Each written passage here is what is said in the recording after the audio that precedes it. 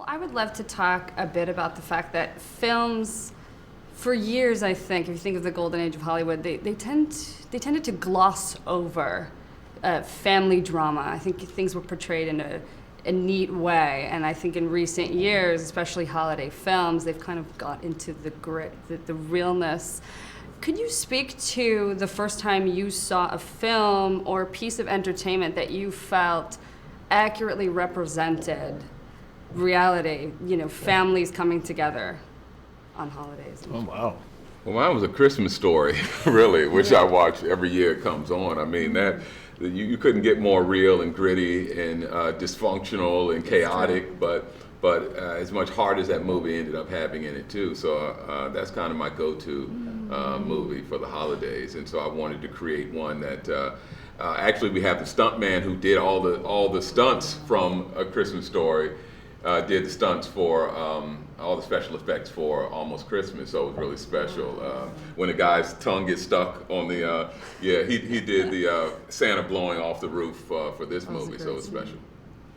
Soul food for me, I think that was one of the movies that I saw and I thought, wow, that did a good job of really kind of encapsulating a black family He just pulled my at black the holidays. He just pulled my black No. card. You chose I'm on not black. to salute you just- another African American you just filmmaker. That's pulled my okay. black No, card. whatever. It doesn't And this matter. is It's on- blackfilm.com. This is You gotta play to your audience. And I pulled Now, out listen, an all when EW white comes cast. in here, I'm going Christmas An Story. all But you white didn't- cast. You didn't do that for black Can we film. rewind? No, my can't, favorite because thing was Will Packer is cool Good with Times. black film. Good Times Christmas. I mean, when James came home dressed Yeah, as it's no Santa Good Claus Time and Christmas. JJ, there No. wasn't a Good Times Christmas. Yeah, I don't even remember Was it that. Jefferson's holiday, Thanksgiving? It was when I saw George come in and carve that turkey. I knew right Here's then the good thing. that there He was now will be the one that other filmmakers Yes. will mention. They will name this movie and they will say David E. Talbert's Almost Christmas when people ask them, name your favorite iconic Christmas They movie. won't say A Christmas Story, especially on black film. Not if they're pro-black. Good Times. Good Times. Yes.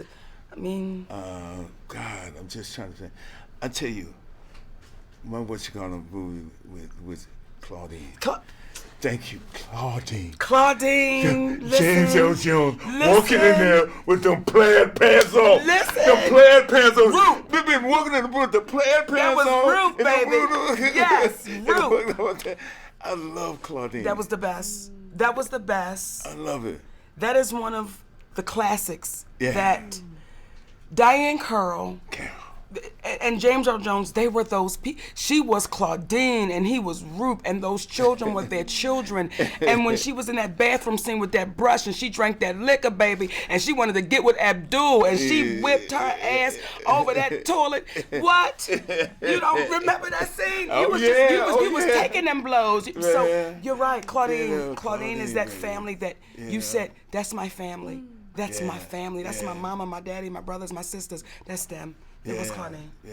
You know what? My favorite movie, it's an old movie, but I love the movie Claudine. That movie makes me cry. I've seen it 1,000 times. That was Monique's. I could watch that movie over. We talked about that, me and Mo talked about that movie. The movie just touches, you know what? It has struggle in it. It has funny in it. It's relatable. You know, Diane Carroll was spectacular in this movie. I had a crush on Diane Carroll. I don't know how a young man would have a crush on that lady, but I had a crush on that damn lady. Well, you know, Diane Carroll was a sexy ass mama. Now, she had a lot of kids in that movie. She had about, what, 8 kids in that damn movie? and that could be the attraction. Jesus. I like 8 baby kids mamas. and on welfare. And I still was willing to take that responsibility as a 13-year-old kid. You I was look- willing to take that family on as a 13-year-old daddy in that household. That was a sign of a man. It's a sign That's a of a real man. man right there.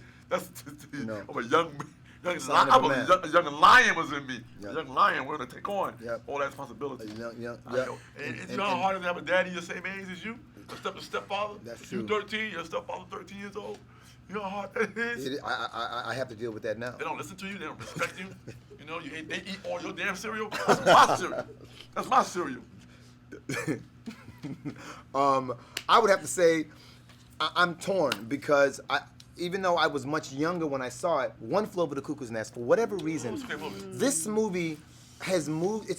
There's no movie I've watched more than One Flew Over the Cuckoo's Nest, and I think that there is all my life probably growing up with a father who was like, my dad was really intelligent, but he was very much like avant-garde. He always read between the lines, and he always helped me to understand the role that the system played. I was blessed with the opportunity to live in another country growing up, going back and forth. So I kind of got to see America from the outside in rather than from the inside out. So so how that relates to One Flew Over the Cuckoo's Nest is, it's man versus the institution. And is this man crazy? Or is he not? Is he playing crazy for a free ride? And then in that process discovering, so that to me, I always felt the same way. Kind of like this guy that was like, what is actually the line of normalcy here? How do you gauge that? And that movie, for whatever reason, it's almost like a tradition. I watch it every year. For me, that would be Spike Lee's "Do the Right Thing." Like when I saw that film, I was like, I was in the film. Like this is my neighborhood. I know that guy. I know that guy. It just felt like, to your point, like a slice of life, and the issues that the film was dealing with, that was the area I was living in, that's what was going on. Yeah, no, probably, geez, I mean, there's a lot, but like Breakfast Club. You know, you have all these sorts of people in a high school, and you think you have nothing in common. You think that there's no common theme, but at the end of the day, we're all human. We all have wants, needs, you know, failed dreams, and we're all human at the end of the day. And that was probably the first time I was like, oh my gosh, I see myself as the quirky weirdo, as the nerd, as the popular girl, as the jock. And all these parts of me are completely lovable and should be respected. I can go back to the Remember the Titans, when the white football player, when he got hurt at the end, and then when the doctor came out and said he was paralyzed for the rest of his life. That was kind of a moment for me, because I felt like they was now just coming together, and now this kind of like about to tear it apart. But even that incident built the courage to still finish the game and win it. So it's kind of like it was like a civil rights movement for me. Like that's what it's all about. Yeah, it's a good one. Yeah, I next question. I stumped you. Yeah, you're making me think too deeply. Because I can go there, but I need a drink and time.